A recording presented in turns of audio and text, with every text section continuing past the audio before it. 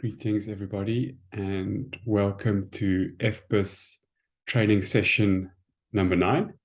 In the previous session, we went through the workflow of creating a new site on FBIS, and today our focus is going to be on adding biodiversity data to a site, to an existing site. All right, so there are different ways that you can access the site on FBIS. The one way is to enter the site code into the search bar, but you can also just navigate the map and identify the existing site to which you would like to add biodiversity data. All right, so we're going to zoom in on an area a little bit to the north of Worcester in the Western Cape. And we're going to add some new biodiversity data to an existing site on the Suntrift River. You can see that there are already existing invertebrate data for this site, but no other biodiversity data so far. All right, so the way that you access the data upload form is by clicking on this little add button. And there's a separate form for each biodiversity module. So this would be the one for fish, invertebrates, algae, adult odonates, and anurans. You can also add SAS data using this button and physico-chemical data using this button over here. But these are two separate workflows that are going to be covered in upcoming tutorials. All right, so for the case of adding new fish records to this existing site, we would hit the add button, and that takes us into the fish data upload form. The top of the form is a map showing the location of the site, and then the spatial coordinates of that site. You then have an option to enter the date that your sampling was conducted, and the owner is auto-populated as myself because I'm currently signed into FBIS. But if I was uploading data on behalf of somebody else who actually collected the data, then I would enter their name. Next up is some information about biotope and substrate. So for fish, there are 4 different kinds of broad biotopes. These are different combinations of flow and depth, commonly used in fish sampling. In my case, it's the slow deep habitat that was sampled, but if you weren't sure, you can also indicate the mixed habitat. For the specific biotope, my sampling was conducted in a pool, but there's quite a range of different specific biotopes available here. And the substratum, well, that's really the dominant substrate type at the site where the sampling was conducted. Then you need to specify the sampling method that was used to collect the data. Now, just to point out here, not all occurrence records for fish or for any other freshwater biodiversity necessarily have this information. But if you did collect information on sampling method and effort, this is where you can enter that information. So there's a drop-down menu including all the most commonly used sampling methods for fish, right the way through from electrofishing down to underwater video analysis. In my case, however, sample was collected using snorkeling. Then you can specify the effort, and this can be specified using either time or area. In my case, the snorkeling was conducted for 15 minutes in the pool. Then you can specify the record type. The options here are visual observation, photographic record, specimen collection, acoustic record, most commonly used for anurans, DNA sample, which also includes eDNA as well. So since I was doing snorkeling, the record type would be visual observation. You can then upload an image of your sampling site if you like, and that will let you navigate to wherever you have saved your image of your site. In my case, it's on my desktop, so I can upload that image file. And then now that we've added the basic information about the sampling, how the sampling was conducted and what the habitats were like, we can then go on to add the actual fish biodiversity data. So here we have a few columns. The first column is the taxa, and then whether or not the taxon was observed, and then the abundance of that taxon, which can be indicated by number, by percentage abundance, or by density. The list of taxa auto-populated by FBIS includes taxa that occur within the general area where the sampling site is located. So it's a nice kind of short list of likely taxa that will be included in your sample, but not necessarily so. So in my snorkel sample, we did record one non-native species, the rainbow trout, Oncorhynchus micus.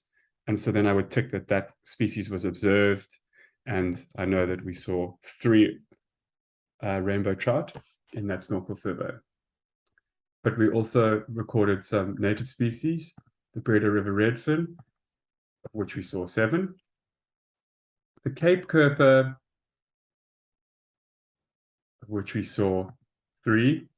And last we saw Cape Galaxius, and we saw a nice big school of 10 Cape Galaxius. So we've entered the taxa that we observed and their abundance measures, and now we're ready to submit this data. And the last step before uploading these fish data is agreeing to the FBIS terms and conditions, which is that the data will be shared via the FBIS platform for visualization and download by other FBIS users. All right. And then a pop-up comes to confirm your submission.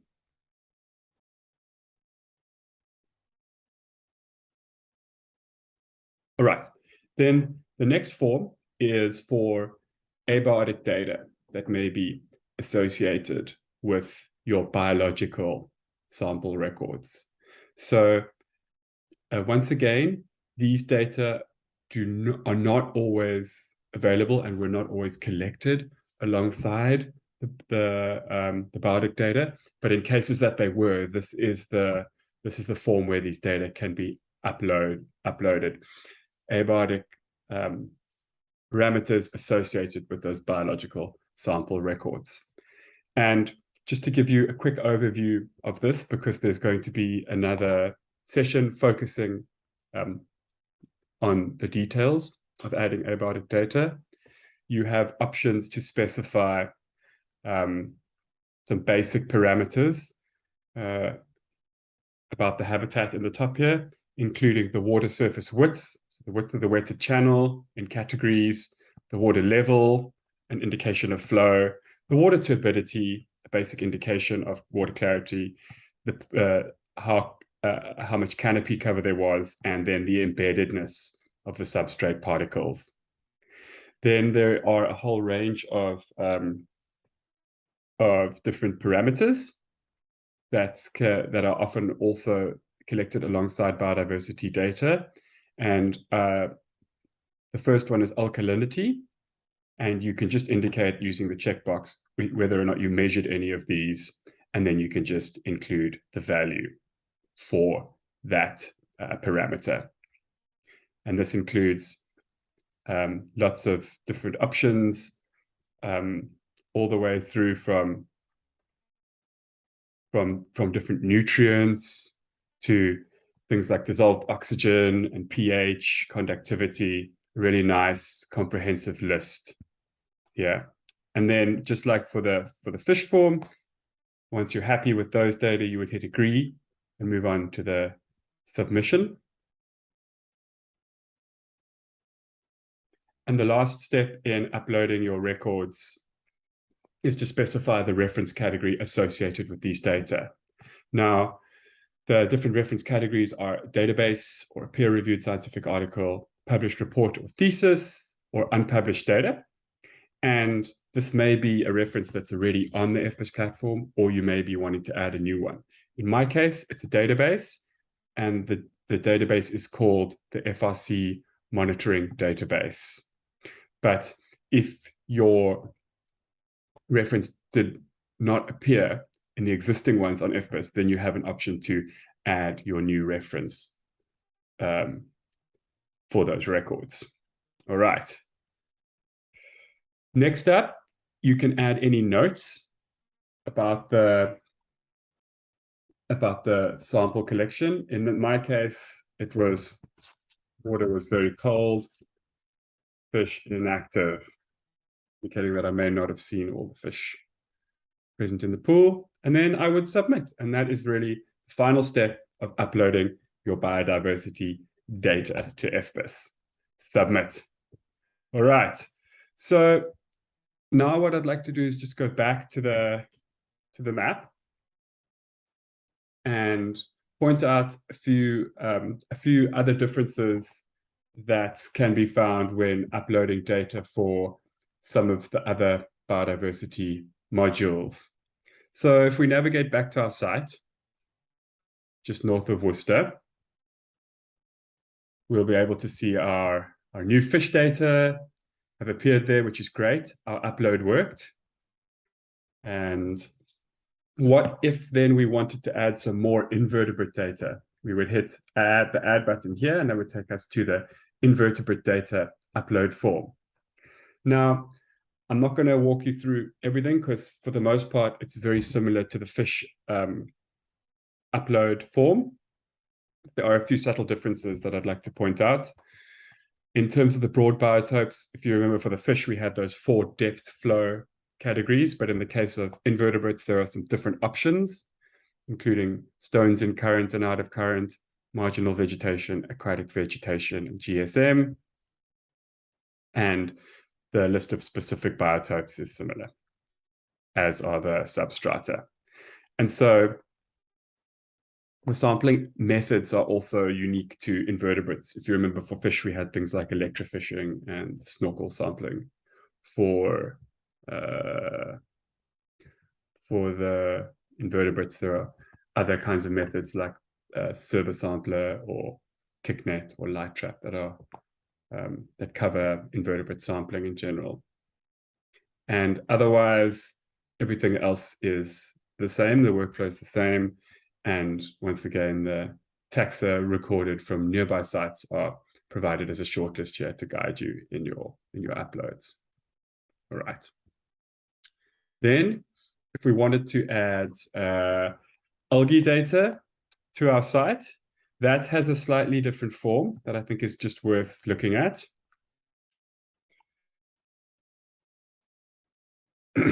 So everything's the same until we get to the broad biotype, which matches that of the invertebrate upload form, the same kinds of broad biotype options and specific biotype options. And sampling method is different. It's method specific to algal sampling, including things like scrubbing, collecting algae from the soft bottom of the stream bed, sampling from the vegetation, or an in situ collection. And sampling effort now includes replicates as well as time and area. And record type is the same, but curation process, you can specify that, whether it was acid cleaned, preserved in Lugol solution, or whether the sample was frozen. Once again, you can upload a site image. And algal biomass records are often biomass measures. And there are 2 options here on FBIS for indicating biomass. There's chlorophyll A and ash-free dry mass. For chlorophyll A, you can specify whether your indicator is chlorophyll AB, chlorophyll AW, and you can specify the sampling details, whether the whole cobble was sampled, whether it was just the sediment on the soft bottom of a stream or wetland that was sampled, an in situ sample, or whether artificial substrate was sampled. And then once again, the measurement can be indicated in milligrams per meter squared.